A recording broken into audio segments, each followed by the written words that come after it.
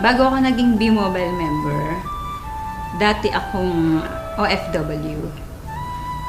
Caregiver ako sa Israel ng almost 8 years. Pero bago pa ako napunta ng Israel, pumunta rin ako sa ibang bansa, sa ibang lugar. So nagtrabaho ako sa Korea, nagtrabaho ako sa Saudi. So ang trabaho ko doon, syempre mag-alaga ng matanda. Sana nanay ko yung inaalagaan ko, kasama ko, pero ibang lahi o ibang tao. Nung mga panahon na meron akong inalagaan na matanda na nagkakalat siya ng dumi, naiihi siya sa panty niya. Minsan, pag pinapakain mo siya, pahirapan, yung mumurahin ka pa niya. Dahil akala niya pinipilit mo talaga siyang kumain. Pero syempre, bilang caregiver, kailangang ibigay mo sa kanya yon. So pagka minumura ako, ganun, naiiyak na lang ako kasi hindi mo naman siya pwedeng patulan.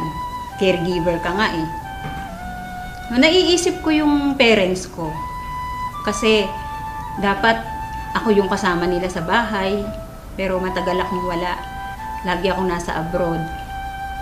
Nung mga time na yon, sabi ko sa sarili ko, pag umuwi ako ng Pilipinas, ayoko nang bumalik sa abroad. Kaya naghanap talaga ako ng opportunity na yung magi-stay na ako sa Pilipinas, yung hindi na ako aalis. Ayun, nakita ko nga si B-Mobile. Nung nag-grab ko to, nakita ko yung opportunity. Ang laki nung pinagbago sa buhay ko. Pinangako ko kasi sa sarili ko nga na ayoko na mag-abroad. Yung gusto ko makasama ko ng family ko rito. Kasi syempre tumatanda na yung parents ko. Yun yung nag-push din sa akin para gawin ko si B-Mobile. Hindi kagaya nung nagtatrabaho ako as a caregiver, ginagawa ko lang yun kasi trabaho ko yun. So wala akong choice. Pero dito, bilang B-Mobile technopreneur, nade-develop din yung pagkatao ko. Yung sabi ko sa sarili ko, ay marunong din pala talaga ako makipag-usap. Yung isang pinagpapasalamat ko na nandito ako ngayon sa B-Mobile, yung nagkaroon ako ng time sa sarili ko, nakakapunta ako sa iba-ibang lugar. Kasi sabi ko noon, pumupunta ako ng abroad, pero ang Pilipinas hindi ko nalilibot. So ngayon nagagawa ko na siya. Napupuntahan ko na yung mga lugar na hindi ko napupuntahan noon dito sa Pilipinas. Sa mga OFW, huwag silang matakot na umuwi ng Pilipinas. Kasi noon nanlulumo ako sa tuwing sasabihin nila sa akin na, di bali nang mamatay dito sa abroad kahit may gera. Ayaw namin umuwi kasi nandiyan kami sa Pilipinas. Ganun na ba talaga kahirap yung Pilipinas para ganun ang sabihin nila?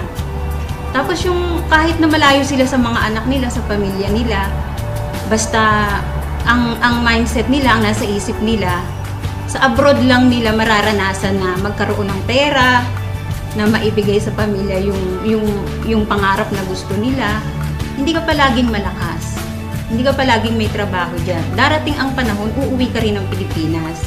So ang sabi ko, kung gagawin nyo si B-Mobile, pag uwi nyo ng Pilipinas, meron na kayong ipon, meron na rin kayong gagawin. Sabi ng kuya ko sa akin, nung niyayaya ko siya, sabi niya sa akin, wag mo na nga akong isali sa ganyang kalokohan, sabi niya. Sabi ko, hindi naman kalokohan si B-Mobile, kasi negosyo nga yan eh. Pinapakita ko nga sa'yo na dito, maliit lang yung capital, tapos may malaking potential income, sabi ko sa kanya. So sabi niya sa akin, baka mamaya magpasali ka dyan ng mga tao, yun pala, scam yan. Sabi niya, di madadamay pa kami niyan. Pati ko niyayaya mo, madadamay din ako, sabi niya. So, syempre na-hurt ako kasi hindi ibang tao yung nagsabi sa akin eh. Kumbaga, kapatid ko siya eh. Anong time na yon, sabi ko sa kanya, sabi ko sa sarili ko, hindi ako titigil sa B-Mobile. Hindi ako titigil hanggat hindi ka naniniwala sa akin, hanggat hindi ka sumasali sa akin, at hanggat di ko napapatunayan sa'yo na totoo si B-Mobile.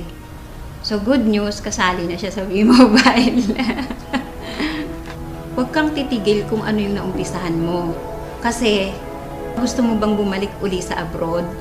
Gusto mo ba uling magtrabaho sa abroad? Bumalik sa dati? Yung lagi kong tinatandaan. Kasi nga, di ba sabi ko sa'yo, natatakot ako na bumalik uli sa abroad. Sa Sa mga OFW na kagaya ko, subukan ninyo na mag-invest sa WeMobile. Hindi naman habang panahon na nasa abroad kayo. Darating ang time, hindi nyo na rin kakayanin magtrabaho. Sana lang, huwag pagiging OFW ang ipamana ninyo sa anak ninyo. Ang ipamana nyo sa kanila yung makapag-aral sila at pagkatapos nun, magnegosyo sila. So ito na yung chance ninyo. I-grab nyo na to kasi bihira yung opportunity na ganito. Na hindi lahat ng company na nasasalihan ninyo kagaya ng WeMobile.